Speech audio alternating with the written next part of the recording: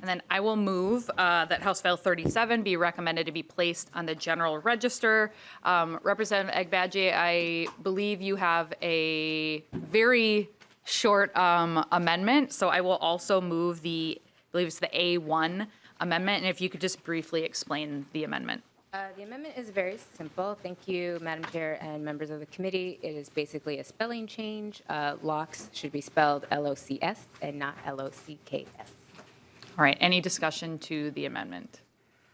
All right, all those in favor of the A1 amendment, please say aye. Aye. Aye. Opposed? All right, the amendment prevails. So we've got House File 37, House File 30, it's weird to have a bill that's just like two, I know. House File 37 as amended is now before us. Representative Agbaje, please tell us about your bill. Thank you so much, Madam Chair and members of the committee. I'm glad to be in front of the Judiciary Committee again, bringing forward this bill. This year it is House File 37, and the name of this bill is the Crown Act. The Crown Act stands for Creating a Respectful and Open World for Natural Hair. So you might be asking, well, what does that mean? The purpose of this bill is to basically expand the definition of race in the Minnesota Human Rights Act to include race-based traits like hair textures and styles, including braids, twists, and locks. The language will clarify that Minnesota will not tolerate discrimination based on hair. Across the country and in the state of Minnesota, we have had incidents of people experiencing discrimination because of how their hair grows naturally from their head. As recently as April of last year, a young black boy's afro was cut at school without his parents' permission. And we've also seen cases where employees will use textured hair dress codes as a way to target black employees under the guise that black hair is unprofessional, messy, or distracting. In fact, the Dove company has done research, and I think as recently as 2021, they've shown that black women are 1.5 times more likely to be sent home because of the way that they wear their hair. And usually that's because they're wearing an afro style or a twist style, which is the way their hair grows or a protective style for their hair. Enacting a bill like this will make it clear that such discrimination will no longer be tolerated, because what we're seeing is that it's kind of being used as a proxy for race discrimination based on skin color. So this bill is really important to me because I myself have also felt that pressure to straighten my hair because of the fear of losing a job or not being taken as seriously. And I did straighten my hair for most of my life. I think I only just started going natural and wearing protective styles about 5 years ago. And that was the time where I realized I needed to allow myself to be myself. And I am glad to continue to carry this bill to ensure that people have the freedom to show up as they are and who they are in school and at work, and focus at the task at hand rather than worrying about if their hair will be the cause of the loss of an education or the loss of earning an income. The effects of not knowing about whether one must change their hair to be accepted can lead to devastating consequences, not only about a person's well-being, but in their sense of self, but it also leads to physical detrimental health. In 2022, the NIH released a study that women who use relaxers or chemical straighteners for their hair were more likely to develop uterine cancer than those who did not. There's also hair breakage and damage that happens from having to pull your hair back if you need to keep it that way, or continuing to use heat products or, again, chemicals to keep it straight. So again, this bill would allow people to show up as their authentic selves in varied spaces and not be denied employment, educational, or athletic opportunities because of the natural texture of their hair. We do have a number of supporters for this bill, particularly in the community as well as the business sector. So groups like the Twin Cities Urban League and their Young Professionals chapter, National Urban League, the Black Women's Wealth Alliance, the Council on Minnesotans of African Heritage, as well as businesses here in Minnesota that make up the Minnesota Business Coalition for Racial Equity. And I think some of them have sent in letters of support that you should have in your packets. And so I believe some of my testifiers might be in the room now. Madam Chair, I'm happy to transition to that. Yep, and For everyone's edification, we will go ahead with the presentation of the bill, and then if you do have questions, we can get to that after we get to through the presentation of the bill. The first person I have on the list is Vachel Hudson, and I apologize if I'm mispronouncing your name.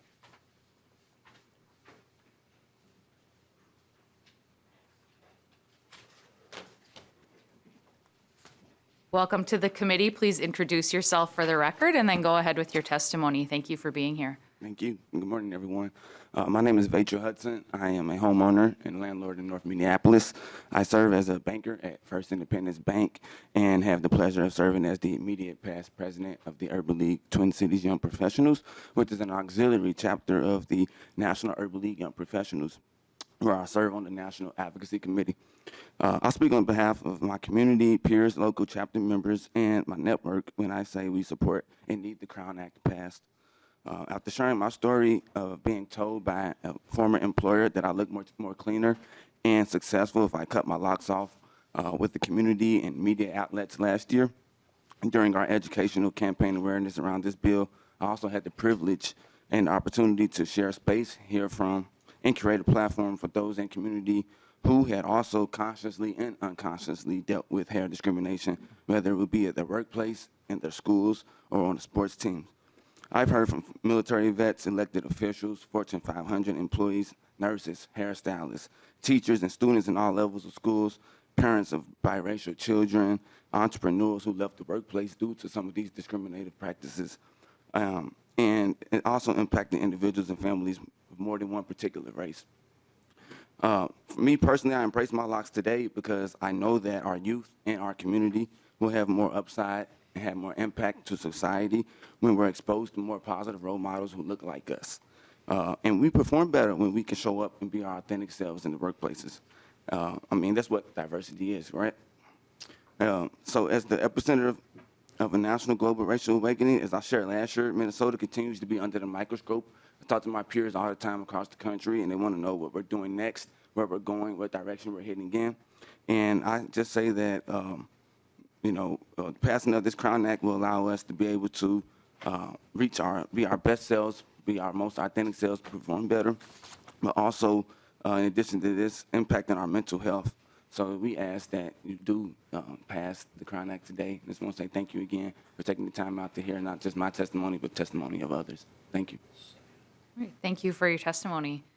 So next on the list, I believe we have Commissioner Lucero.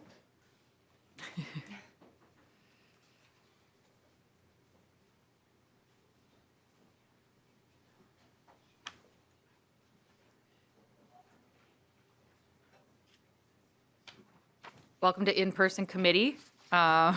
Please introduce yourself and go ahead. Hi, good morning, Chair Becker-Finn and members of the committee. My name is Rebecca Lucero, and I'm the Commissioner for the Minnesota Department of Human Rights. To those of you I have not met, welcome. I look forward to meeting and working with you.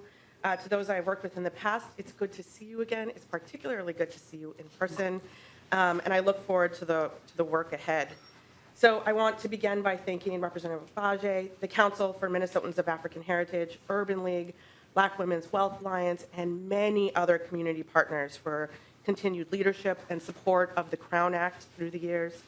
I'd also really just like to take a minute to thank this committee for making this the first bill hearing of session. It demonstrates how important the Crown Act is and highlights the intentional work of ending race discrimination in Minnesota. And now is the time to get this bill passed. Last year, the Minnesota House of Representatives passed the Crown Act off the floor with overwhelming bipartisan support.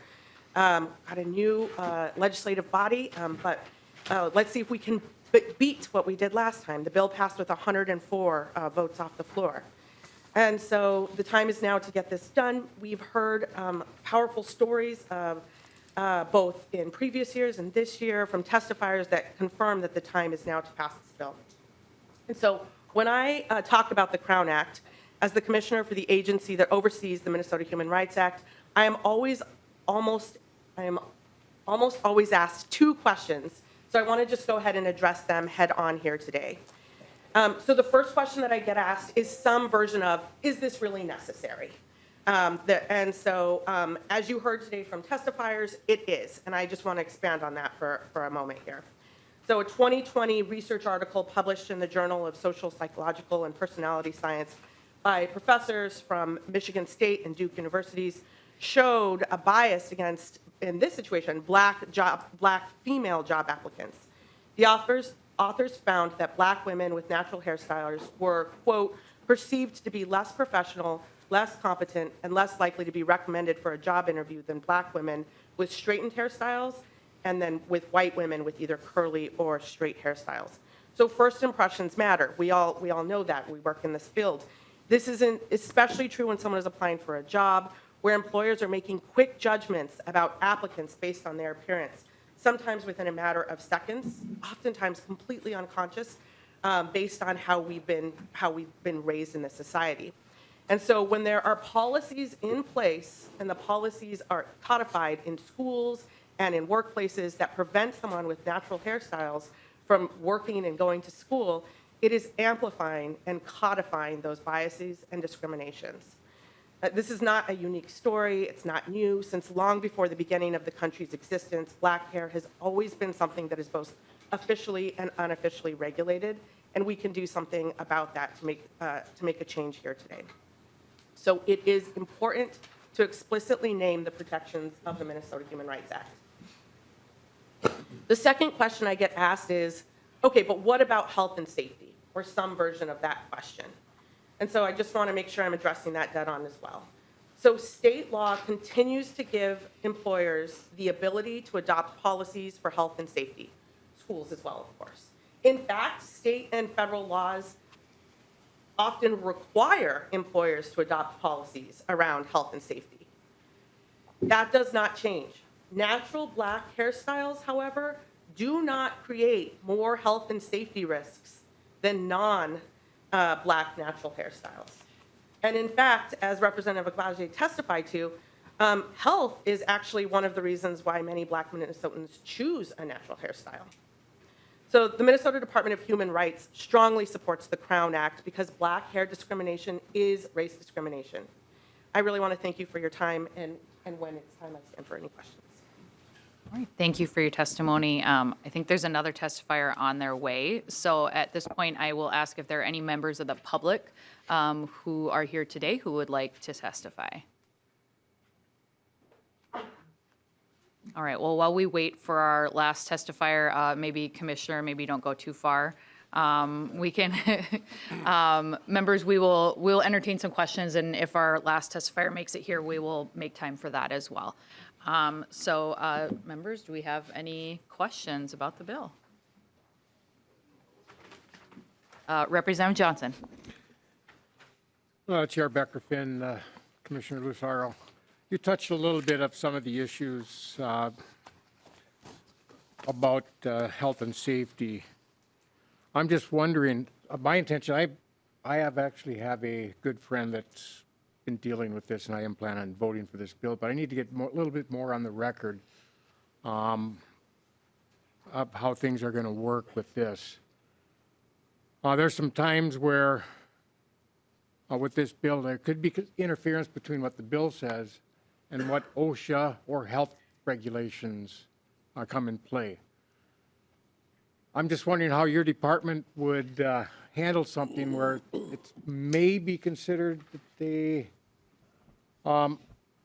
discrimination suit, but it also falls under where OSHA or the Minnesota Department of Health would require something to be done. How would your office handle that? Commissioner. Chair Becker-Finn, Representative Johnson, thank you for your question. And so, yes, the state law already gives employers, or federal law, the ability to adopt policies for health and safety standards. And this is still permitted to happen. And so it's hard for me to understand a situation where there is a conflict of OSHA and health safety around natural black hairstyles. I can imagine many situations where somebody of any race may have, for instance, be working in a food situation and have any hair, and that needs to be put in a net.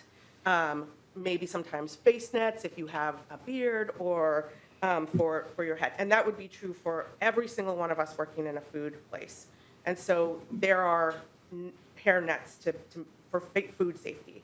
There's also construction sites where people have different size construction helmets based on the size of your head. I have a close family member who is not black with a very big head. Maybe you have a similar friend. They work in construction. They get a bigger construction hat, to accommodate what their needs are there. So this already exists to make sure that somebody can both have their naturally occurring bigger head and a hat that they need to do their construction. Of course, and so I'm struggling to understand what this scenario is, and maybe you can help me. Representative Johnson. Chair Becker Finn, Commissioner Lucero. I'm looking at a machine shop with somebody with very long hair in braids getting caught in the machinery. Sure. Commissioner. So it's an issue that's got to be, we have to do it carefully. Like I say, I'm in support of this bill. I just want to make sure that we have everything in line, so if an unfortunate accident happens, we can avoid them. And because of an accident, there wouldn't be a discrimination suit. Right.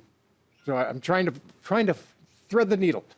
Yep, and Commissioner, tell me if I'm getting it right, but, a lot of Native folks have longer hair, and it would sort of, I think what you're saying is that it's not, the rules apply whether it's a black hairstyle or a Native hairstyle or a white hairstyle, whatever your hair is, it's more about the length of the hair and you tying it back. Commissioner, if I'm getting it right. Chair Becker Finn, Representative Johnson. One thing that might be helpful if I just take a quick step back is under the Minnesota Human Rights Act and a whole lot of case law, the way we do the analysis around this is you have to be able to show that the discrimination that you believe exists because of a protected class status.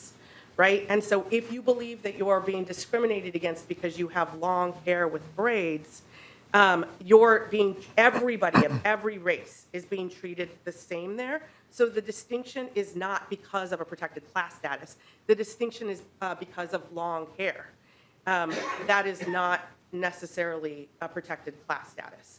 You can run into a few other places there, especially with religion and political affiliation. With Native, of course, it can always get complicated under the law. But do you hear me? But I hope I'm being clear that it's not because of race, it's because of long hair. And so, of course, you can have a requirement for everyone with long hair, in braids or not, that it should be tied up. And they have nets that do that right now. It happens every day. May I add, Madam Chair? Yes, Representative Agbaje. Thank you, Madam Chair and Representative Johnson for the question. The other thing, too, to be aware of is usually when attorneys see these cases, one of the things that they look for is ensuring that whatever grooming or appearance policies that are in place in a workplace are applied neutrally and that they're applied to everyone as the Commissioner described. So in a situation like that with long hair, it would have to be everyone with long hair is facing the same type of situation, or everyone who works in this workplace has to have this certain length of hair. So then it doesn't become an issue of your protected class. All right, final follow-up, Representative Johnson. Chair Becker and Representative Abaji, Commissioner Lucero. I understand that. I just want to make sure that was on the record, so if something happens down the road, and it goes to the appellate court or something, we have that in the record. We like having things on the record. Let's see, I've got Representative Finke. Thank you, Chair Becker Finn. And thank you, Representative, for bringing this bill, and Commissioner Lucero for being here. And just by way of getting things on the record, I just want to say how excited I am to be a part of this committee and to be able to pass bills like this, bills that maybe don't have top 10 bill introduction matter behind them, but literally change the lives of the daily experience of Minnesotans. And being able to, as the story we heard earlier, being able to present oneself authentically and not walk into a room and immediately be judged by either institutional racism or personal bias, I think is extremely important. And I just wanted to come back to the point that was made about students and students being policed and presentation being policed. This is a serious issue in my community. Black trans kids especially are policed around their hair and clothing. So I would just like to hear a little more about how this will reach into schools in those environments. Yeah. Representative Agbaje. Thank you, Madam Chair, and thank you, Representative Finke. Yeah, that is a very good point that you bring up. So part of the reason why there's now this national movement around the Crown Act is because so many young people, particularly black girls, before even the age of 5, have faced some type of discrimination based on their hair and their appearance. And so having a law like this and the education around it allows us to start to create a society where everyone is accepted, where their sense of self is brought up, and where they're not made to feel that something is wrong with them because their hair may grow differently, or they may choose to wear a different type of style that will protect their natural texture. And so I think a really big part of this is that it is really going to be helpful for young people as they create their continued sense of self, that they won't feel outcasted. I know last year when we were on the floor, a former representative talked about how his students on his wrestling team, they all had come together to make sure that students there felt safe to be able to show up and play the way that they wanted to. And so I think that this continues to be a way that we're showing throughout in the state of Minnesota as well as throughout the country, ways that we are making sure that our children feel respected, feel seen, and feel heard, and that they know that they can show up as their true self. Any follow-up? No, thank you very much. All right. Representative Grossell. Thank you, Madam Chair. And Commissioner Lucero, as I've asked before, this is already covered under the Human Rights Act. Is that correct? Commissioner. Chair Becker-Finn, Representative Grossman, thank you for that question. The Minnesota Human Rights Act does cover race discrimination, yes. Okay, so Representative if there's, Grossell. oh, sorry, I apologize. Got to get back in the swing of things. Thank you, Madam Chair. So a case that would come up like this, it would be handled in the same way. Am I misunderstanding something here? Commissioner. Chair Becker-Finn, I am also used to trying to get back into the flow of things too. Representative Russell, our department has accepted these type of cases and will today accept these kind of cases. And as we have testified to, it is important to explicitly name the protection in the Minnesota Human Rights Act. There continues to be a gap here, and there's an opportunity to be transparent and explicit about this very specific kind of discriminatory impact, again, race-based discriminatory impact, excuse me. Representative Grossell. Madam Chair, thank you.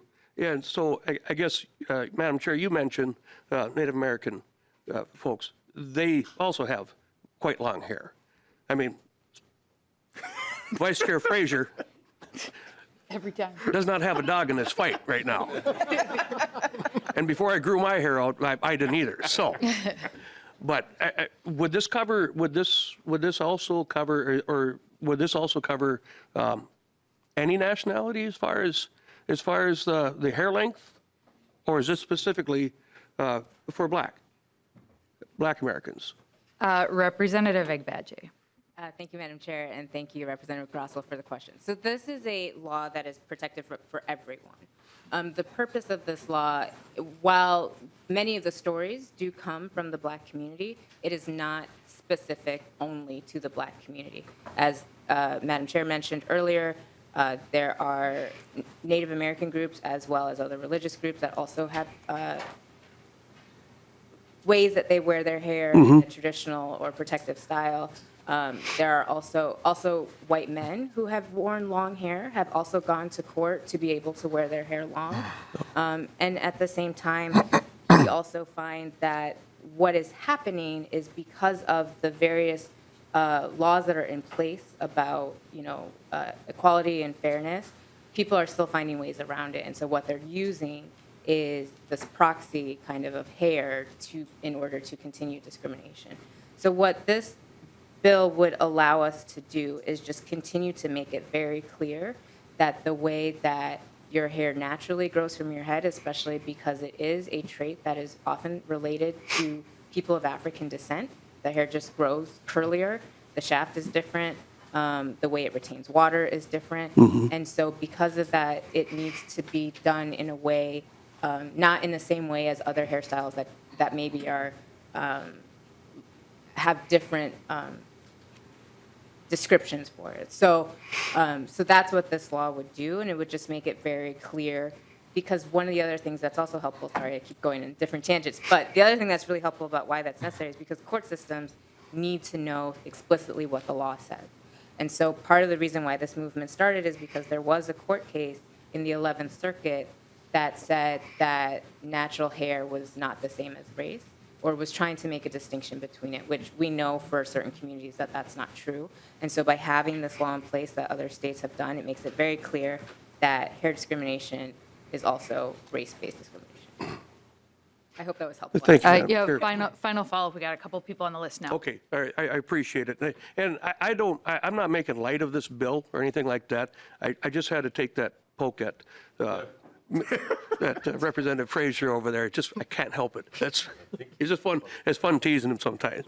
But, you know, I look at this, it's covered under the human rights, and I am not one that wants to put more laws on our citizens. People should be treating each other as they wish to be treated. And if we have laws in place already to take care of that, then we need to do that. I mean, we're all fearfully and wonderfully made in the image of God, every one of us. And we need to walk by that and treat each other in accordance with that. I know there are exceptions where people don't do that, and that needs to be stopped. So I do appreciate the intent of what you want to do here. So I would ask the Department of Human Rights, when these things come up, make sure that those people are brought back into compliance as far as how they're treating other human beings. So I don't like unnecessary laws being added. That is my concern, and that's across the board. Apply and execute and prosecute the laws that we have on the books. We have plenty of laws on the books already. But most of all, I would hope that we as a society would treat each other as we wish to be treated and take care of each other. I mean, that's the bottom line for me. So thank you, Madam Chair. Thank you. I'm glad to hear your support for the Department of Human Rights having the tools they need to keep people compliant. Representative Niska. Thank you, Madam Chair.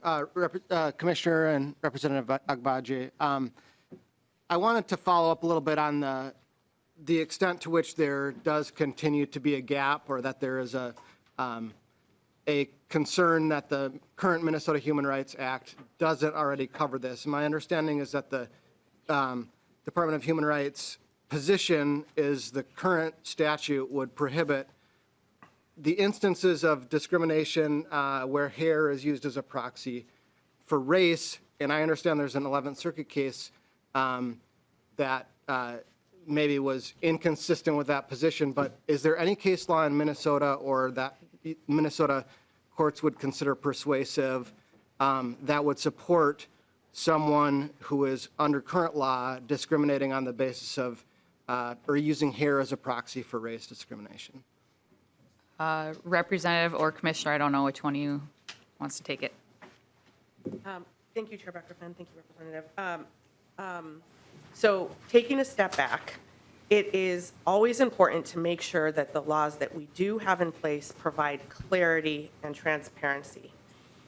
This is not an additional law. This is providing necessary clarity about something that there continues to be a gap on. I appreciate that we need to do compliance after there's a problem. An opportunity to be clear about the fact that hair discrimination is race discrimination sends a powerful message to, hey, why don't we, school districts, employers, make sure that we don't have any grooming policies that are creating this unintended consequence. and resulting in this. And so hair discrimination is race discrimination in Minnesota. That is the law. And providing clarity is a very valuable tool that we can always be doing to update our laws. Remember, the Minnesota Human Rights Act is over 50 years old, and taking an opportunity to clarify and tighten things is something that we should be doing, and this is a place where that should be occurring.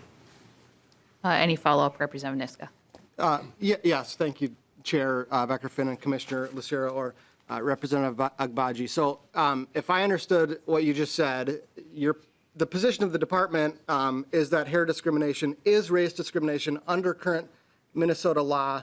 Is there any case law in Minnesota or that Minnesota courts would find persuasive that's inconsistent with that position under the Human Rights Act as it's currently written before we amend it as proposed here? Commissioner. Representative, thank you. Chair, Representative, thank you. Thank you for the question. No, no case law. And yes, lots of examples of people experiencing discrimination every single day. And so the need for clarity exists. Representative Scott? Thank you, Madam Chair. And Commissioner, since we have you in the seat before us, I have kind of a related question when you make the statements about necessary clarity. And so I'm wondering, under the religious exemptions in the Department of Human Rights Act, is there clarity on this subject in the religious realm for, say, some, many religions have different hairstyles, the Hasidic Jews, some Muslim communities. So I'm wondering if that's clarified under the religious exemption as well. Commissioner. Chair Becker-Finn, Representative Scott, thank you for the question.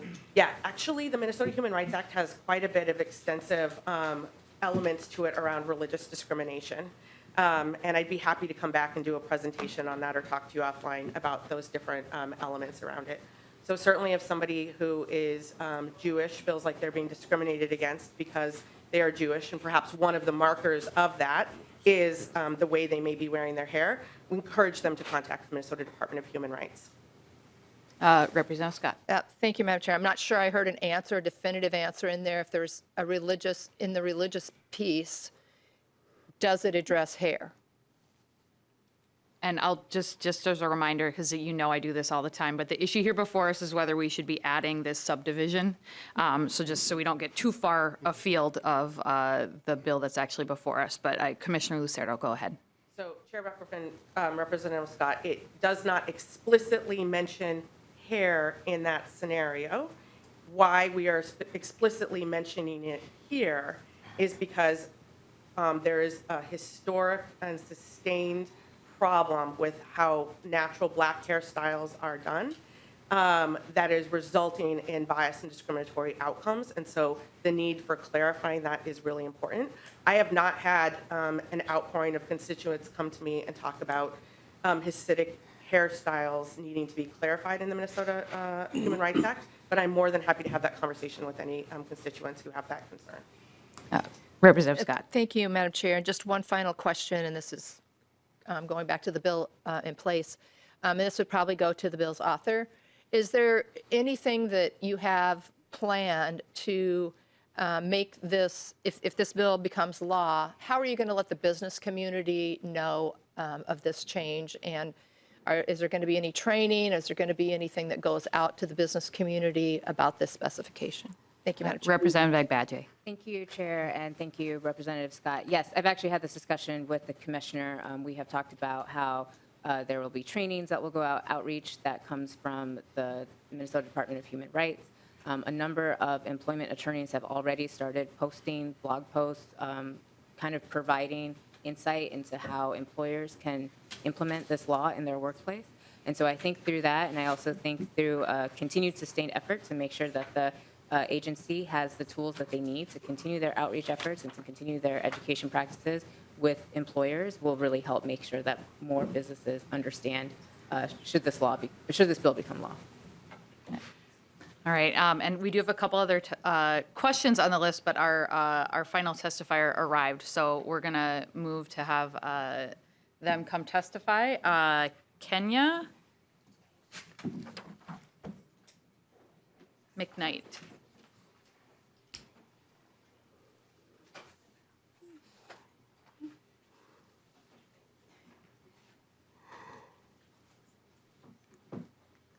Welcome to the committee. Please introduce yourself for the record and go ahead with your testimony. Thank you. Can you hear me okay? My name is Kenya McKnight-Ahad. I am the CEO and founder of the Black Women's Wealth Alliance, resident of Minneapolis, resident of Minnesota for the past 40 years. So I grew up here as a 6-year-old. In my work, I work with Black mothers, youth, and just regular old folks who are business owners as well as career professionals in the workplace. And I sit here before you today really proud and happy to represent for this bill, but also to be in this moment for me, which is historic. As you know, natural hair, I mean, it's a part of who we are. It's a part of our identity. And for me, I think that it's so important that we normalize who we are as Black African-American people. And changing our hair, altering it should be a choice, not a requirement. And this is something that we've struggled with since the inception of this country. But it's something that's so paramount to who we are. It has a tremendous impact on our children. To be in the classroom to have your hair cut off because your hair is made differently than those around you. This is not an option. It's who we are. It's how we're born. We don't have a choice, but we are proud of it. And we want our state to embrace what that means to us as being human beings and the value that it also brings, not only to our economy, as we know, our hair, is a $1 billion industry across this country, billions of dollars. It's something that we take pride in. It's something that we wake up every morning feeling good about, being able to wear our hair in braids, being able to wear our hair poofy, being able to wear our hair however we want. And it makes our children feel special as well. And so I'm here strongly encouraging you to also embrace this historic moment that we're in to create legacy in Minnesota, to send the message that not only just some of us, but all of us matter. And we accept everybody for who they are from where they are in this great state. Thank you. Thank you very much for your testimony. Glad you could make it. Yes, and pardon me for not addressing you properly, Madam Chair and members. No worries. Thank you again for being here and sharing your testimony. We do have a couple other members with questions that we will get to, and then just as a reminder, we do have to wrap up by 9:45 because we have a kind of weird session time today. So Representative Feist. Thank you. I can talk. Thank you, Madam Chair. I just wanted to provide an employer's perspective. I have my own law firm. I have 10 employees, started my firm 12 years ago. And I just want to emphasize what Commissioner Lucero said about clarity being so helpful and employment law being particularly unintuitive in my experience. Definitely employment law issues arise from time to time. And in terms of like business community awareness, I find that if I have any question at all, I just ask an employment law attorney. And oftentimes the law is not clear or not intuitive. I had the opportunity to meet with Commissioner Lucero last year, and she did a PowerPoint for me. Sorry, I should speak into the mic. And provided me some examples, and it was really interesting to see how the law is not always intuitive from an employer's perspective. So I think this is just such an important law that we are hearing today, and I really appreciate you bringing it to us. And just as an employer, I think it will be incredibly helpful to all businesses in Minnesota. Thank you. Representative Weens. Thank you, Madam Chair, and thank you, Representative Dodge. I think we all agree dignity and self-expression is very important in our society. And my concern is on the clarity on the workplace safety and health. And I don't know if I can offer I guess, a friendly amendment. I intend to support this, but I would ask under the clarity piece that this would not impinge on any workplace safety and health protocols, laws, and regulations as an additive part. And Madam Chair, if you can tell me if I'm doing this properly or it has to be in writing, triplicate 3 days before. I'm a freshman. Yep. Well, so you've got a couple options here, Representative. If you are actually asking that we move an amendment, typically amendments need to be filed ahead of time. Your other option would be to talk with the author of the bill offline after this committee and see if there's some clarification that the author may be willing to do. We are sending this to General Register, so it would be on the floor. But those are kind of your options. So that's why the rules went out, were emailed out to every, usually in this committee, noon the day before for amendments. But if you haven't had that, my advice to you is someone who's been here longer is, typically, especially if you are intending it to be friendly, to have that conversation beforehand with the author of the bill and kind of try to reach some common ground together, as opposed to sort of trying to do an oral amendment on the fly that research is not aware of and hasn't been properly noticed to the public. That's the other reason we need the time, is we like the public to be able to know, if it's something like we're going to move a period or we accidentally got a number wrong, that's the kind of thing I usually will allow to happen kind of on the fly as an oral amendment. But this sounds like there's a little bit more involved in what you're proposing. So we would be past the amendment deadline. So what I would prefer and what I advise to you is that you have a conversation with Representative Agbaje after this committee, and she may be able to answer your questions and point to other places in the law. I will also say, just as someone who teaches legislative process, it often drives me crazy that we're only seeing one part of this chapter of statute when you have the bill in front of you, and it may be helpful to go back and look at this entire chapter of statute, and your questions might already be answered there without amending Representative Agbaje's bill. But ultimately, that's my advice to you, Representative Wiens. Thank you very much, Madam Chair. I'm a learning organism, and I do appreciate that, and I'll get offline with Representative Daje. Just clarifying, I think the issue about what we're concerned about is workplace safety and health concerns, that this would not be an issue for businesses, for governmental agencies, for first responders. So, Yep, no, certainly understand. Representative Wiens is a business owner myself of a food business where, all these things around hair and nails and all those things are very top of mind. Certainly understand, and I think Representative Agbaje, I'm sure, is willing to have those conversations, and hopefully you can find some clarity there. Last person on the list, Vice Chair Frazier. Thank you. Thank you, Madam Chair. Thank you, Representative Agbaje, for bringing this bill. I am a co-author and proud supporter. Representative Grasso, I am disappointed that you have left the Distinguished Bald Club. Glad to have you back. Happy New Year. It got cold. That's why we have beanies, man. We're Minnesotans. I have 3 daughters, and their hair and the way they wear it and the styles that they do is an expression of how they're feeling on a particular day. It is an outward way of showing how happy they are, how proud they are, or if they're sad or if they're down. And I often joke with them because I am bald, and I say to my youngest one, the 8-year-old Kalinda, I say, let me borrow some of your hair. And she loses her mind because she does not want to give up any of her hair. She likes to wear it in braids. She likes to wear it in Afro puffs. So I am honored to support this bill, and I'm glad you brought it. Clarity is very important.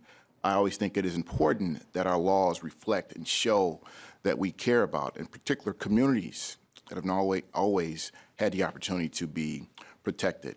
And to some of the questions that have come up about whether or not it's for a specific community, yes, it addresses issues that have been impactful for specific communities. But oftentimes when we have civil rights or human rights laws put in place, they end up lifting up and protecting the broader community. So thank you for bringing this bill, and I'm looking forward for voting for it.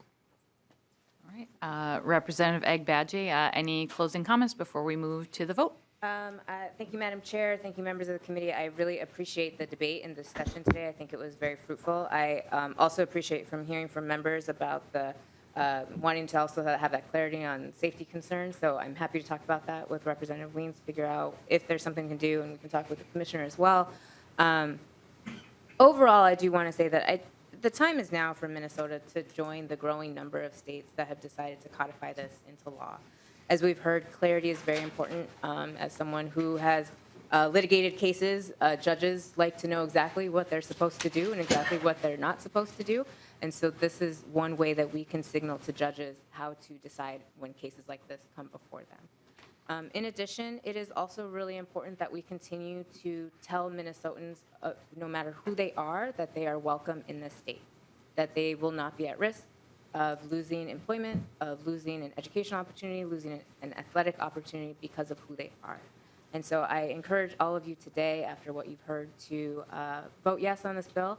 And I look forward to future conversations about how we can continue to make it better and making sure more people understand and know about it. So thank you, Madam Chair. All right, thank you. With that, I will renew my motion that House File 37 as amended be recommended to be placed on the general register. All those in favor, please say aye. Aye. Opposed? No. All right, the motion prevails, and the bill is on its way to the general register. Thank you, Representative Agbaje, and thank you to our testifiers and our first member discussion here in the Judiciary Committee.